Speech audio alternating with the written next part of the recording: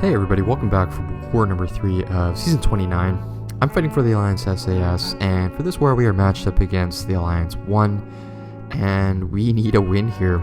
We have unfortunately lost the last 2 wars of the season, and we're looking to kind of close out the first week with a win, hopefully escape this week with a record of 1 and 2, and on a personal level I'm absolutely looking to rebound and recover from the disaster that was last war. So decent amount of pressure on the line here. We have 5 fights. We are starting off on Path 9 in Section 1, similar to last war. We have 3 fights there. Then we're hopping over to Path 4 in Section 2, where we are splitting a path and we are taking a war machine there. And then the 3rd war in a row, we are taking on the Rage mini boss. Happens to be an Aarkus this time, so a little bit different from the Hulkbuster, but we're going to be using the same champ, trusty old Archangel against the Rage mini boss. So here's our attack team, running it back with Peni Parker here. She's going to take on the first fight of the war against a Jabari Panther on node number 9. It's going to be a decent amount of Quake fights here with 3. She's taking on the Darkhawk Morningstar on Path 9 in Section 1, and then in Section 2 on Path 4 she's going to be quaking the War Machine.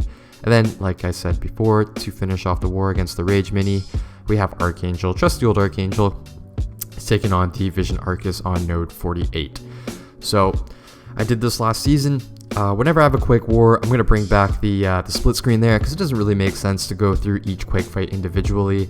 So here we go. This is just pointing out that I have 2 Quake fights in Section 1 on Path 9, then on Path 4 in Section 2.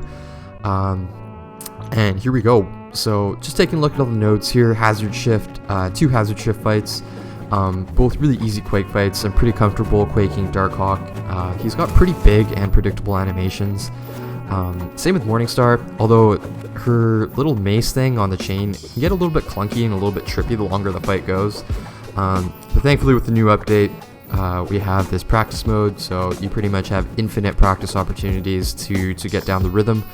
And then War Machine as well. I don't think I've ever quaked him, but he's an old character with old clunky animations. So I wasn't too worried there. And looks like all 3 Quake fights are going well so far. I'm still sitting pretty at a full yellow bar of health. I did slip up against the War Machine. If you can take a look up top, he's got a little bit of power, and that's from me dropping a heavy at the start of the fight. Other than that, all 3 Quake fights, they went pretty smoothly. And as I'm about to finish the top one there, all finished with a full yellow bar of health, so it's as much as you can ask for whenever you're using Quake in Alliance War. And yeah, just really glad that I was able to get through those 3 Quake fights cleanly with all the attack bonuses. So moving on to the non-Quake fights here. This is node 9, Hazard Shift, and Schadenfreude. We're using Peni Parker here against Jabari Panther. We're going to pick up a guidance boost from Magneto House of X here just to kind of help with the consistency of the fight. And as long as I know that she's going to be stun immune when the hunt is active, and she's going to potentially hit the hunt if she throws her SP1, I take a bunch of blocked hits. That's going to give her Huntress charges, and when she hits 10, she becomes stun immune, and she has a bunch of bonus effects that go along with that. So we just have to be mindful of that. She does have a quick heavy animation, so I can't default to just baiting the heavy, but I do have to make sure that I punish it quickly.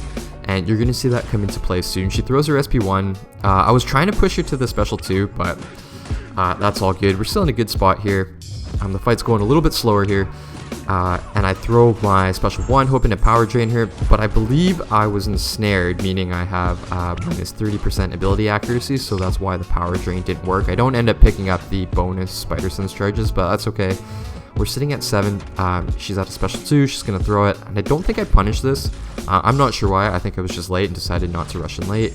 And this is where I get parried because I punished the heavy late, but you can see the Spider Sense charges come into play. I get the auto block. I am taking a decent amount of bleed damage here, but that's okay. We're able to fire off the special 2. Doesn't do too much. I'm not able to land the Incinerate debuffs. But that's all good. We're sitting in a good spot here. Just have to remain patient. Make sure I'm not late again punishing Jabari Panther's heavy. We're going to bait out a special 2 here, and I should be comfortable to punish it at this point, right as she turns around here. And we're in a really good spot here. No need to try and intercept. We'll just bait another heavy, and then probably finish her with the special 1 here. So not perfectly clean, but Nothing much to complain about. Once again, Peni Parker's auto block kind of comes and saves me.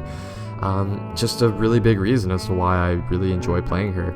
So this is the last fight of the war. We are hopping up to Node 48 on Mini Boss Island.